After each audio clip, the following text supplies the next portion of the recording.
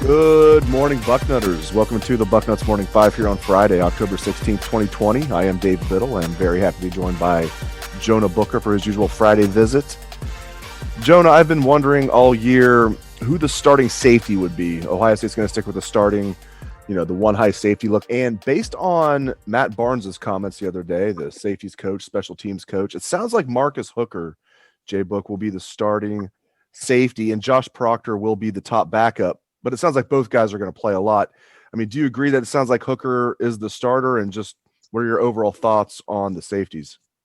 Yeah, I agree. And based off what Barnes said, those guys have two different skill sets that really brings an element of diversity to the defense. When you look at Hooker, as Barnes said, he's more of a center fielder, plays more the realm of his brother, where he's a ball hawk guy that can play on the back end and really cover a lot of ground. Whereas the other kid, he will play down in the box there. I just think that what Ohio State wants to do and what they see in Hooker is a guy who can really cover a lot of ground, and that's what they need when you're going to play that one high safety, someone who can play hash mark to hash mark. So where are you at with Marcus Hooker? Are you obviously Malik was fantastic. We're not expecting Marcus is going to be that, at least not this year. And he's like maybe 4 inches shorter than his older brother, but they seem to really love him. Like, do you think he can have like a all Big Ten time? I'm not saying all American, but maybe an all Big Ten type season. I will hold out my reservations for all Big Ten. I want to see what he does in action first before I make any type of declaration. But as you mentioned, they do love him. They're very high on him. If you look at last year, he was actually getting a lot of valuable snaps late in the season.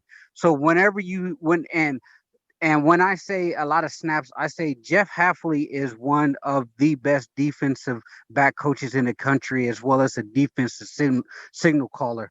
And he had a lot of faith in Hooker.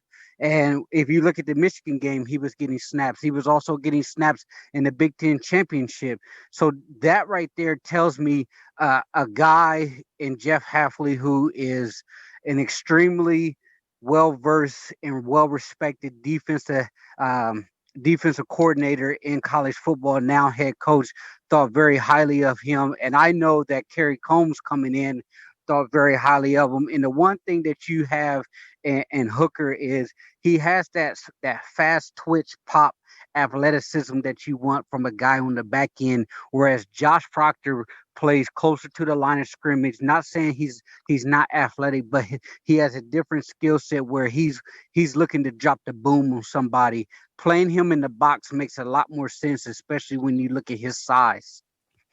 Trying to read between the lines of Coach Barnes's comments, it sounds like, and we've seen this, I mean, not that Hooker's not athletic. It seems like Proctor's probably the more talented of the two, but Hooker is more consistent. Like they mentioned, the one thing about, Coach Barnes was asked straight up, like, what's the one thing Marcus Hooker, or excuse me, the Josh Proctor needs to do? He's like, be more consistent. You can barely get the question out. He's like, consistency. That's the biggest thing. So when I hear that, like, I basically think like Josh Proctor's probably has the higher ceiling. He just needs to bring it every day in practice. Yeah, and we've talked about this numerous times, and it's been on the boarding house, and before spring practices were canceled, that was kind of the storyline with Josh Proctor. Is he is a guy that is immensely talented, a guy that has the potential to be an all Big Ten type of player. He has that type of ceiling, but the problem is one, he always looks for the kill shot instead of making the surest sound tackle, and two, he has to play within the defense, play within the confines of the defense. And we saw numerous times last year where he was out of position. And once you're on the back end and you're out of position and you're starting to freelance, the moment that you do that, the opposing band's trumpets are in the air because it's 6. It's a touchdown, Dave. So you have to play within the defense, and you have to be disciplined. And if he can figure out how, and the thing is with him is you don't want to take his style of play away, because he is kind of that honey badger wild type, type of safety, but at the end of the day, he has to be consistent and he has to play within the defense. Switching gears, listen, man. I mean, defensive tackle depth is a huge problem. I love Tommy Togiai, and I'm hoping Antoine Jackson comes on as a fifth-year senior. I'm, optimistic about that. But man, even if Tommy Togiai plays up to expectations and Antoine Jackson does come on, D tackle depth is still a problem. I mean, this is a huge problem. Where are you at with the defensive tackle situation?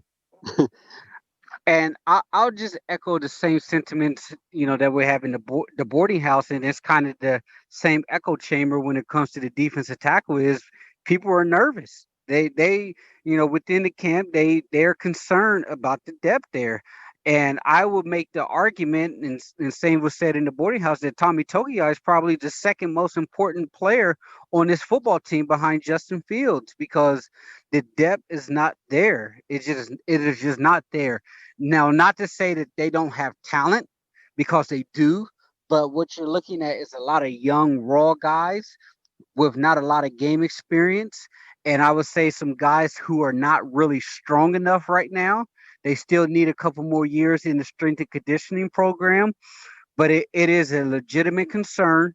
And you better believe that defense or offenses will target them. They will try to run the ball on that front, because you cannot have Antoine Jackson and Tommy playing 70, 80, 90 snaps a game. They had to have some form of rotation. That's what makes those guys play at a high level, because they're fresh. And so we're going to need some of those younger guys to step up.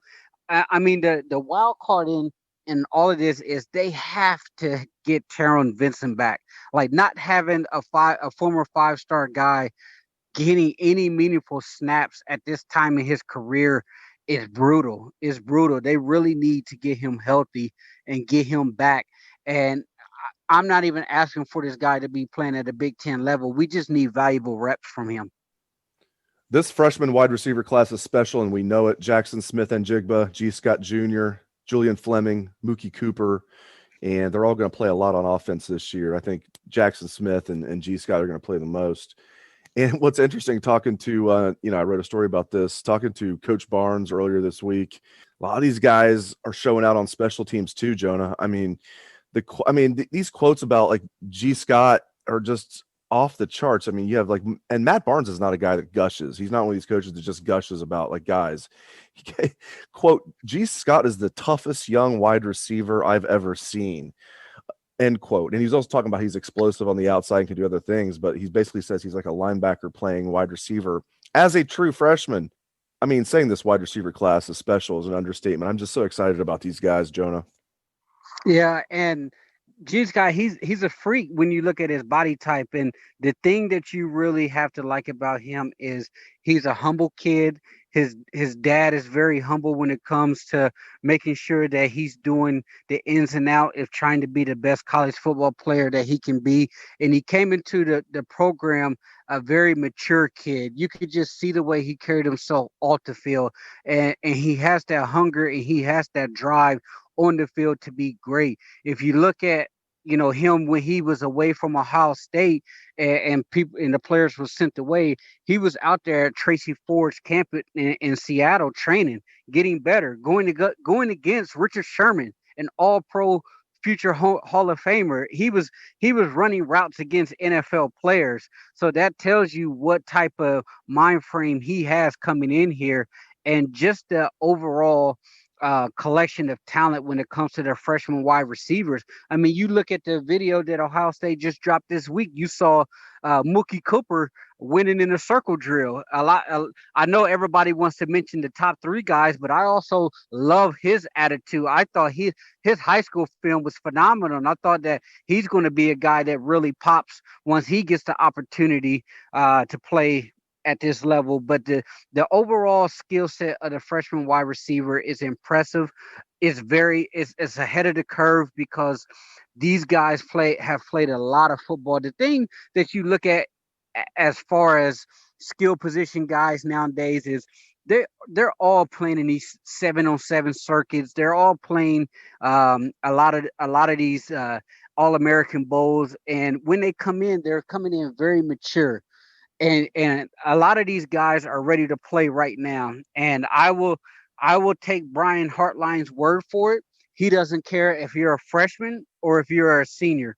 If you're good enough to play, you will see the field. And I expect all four of those guys to play. Now, some of them may have to cut their teeth on special teams, and that's okay because you're seeing the field. You're lettering at Ohio State, a national championship contender, and that's something to be proud of. But I do think they will see the field. It's just going to be fun to see which guy really pulls himself away from the pack because the talent is so close. It's just going to be a situation on who shows out come game day. We're only 8 days away from game day, which is tremendous to say. Let's look at that Ohio State-Nebraska matchup to end the show here. High noon, October 24th, the season opener. It's going to be great. I don't know if the line is out yet. I don't think it is. I imagine the Buckeyes will be favored by something like 24.5. Maybe I'm being conservative there, but just your initial thoughts on the opener 8 days away from now. Yeah, I actually think it's going to be a much higher spread, Dave. I think you're probably they're going to probably set it closer to 30 or so. That's how much Ohio State is favored in the positive light in the odds makers' eyes. And I've been listening to a lot of betting podcasts, and they're biting at the mouth just to see Ohio State back on the field because they think that this team could have a special run here. And you look at Nebraska. I hate that Nebraska's the first game out to shoot because those guys help get the football season reinstated. And if it wasn't from Nebraska and Ohio State doing the dirty work behind the scenes, I don't think there would be Big Ten football, at least not starting October 24th. So it's unfortunate that we have to play Nebraska out the gates, but I look for Ohio State to roll here. Even though it's going to be a sterile environment at home with no fans, a noon kickoff, what you're essentially looking at is talent versus talent. It's going to be awkward early on to start, but then I expect Ohio State talent to overwhelm Nebraska. I just don't think Nebraska is ready up front. Scott Frost is still building that program. He is walking into a buzzsaw right now. And this is an Ohio State team that has a singular focus right now, and that is get back to the playoffs and beat the brakes off Clemson. If you look at some of the Instagram and the post, there is the Clemson and Ohio State score is hung up around the locker room and the weight room. If you look at the screens on some of the pictures that they post, it's the Clemson Ohio State score. And not to say that Ohio State is overlooking any of their opponents because they're not, but I think this is an Ohio State team that's coming into this season guns blazing because at one point it didn't look like they were going to play, and now they have their shot. And I truly believe with Justin Field captaining the ship, this Ohio State team will be on the mission. And they are not going to throw away their shot. Great stuff as always from Jonah Booker. Really appreciate it, JBook. And thank you to all the listeners out there for tuning in to the show. Hope everyone has a great day and a great weekend. Have a great one, Bucknutters.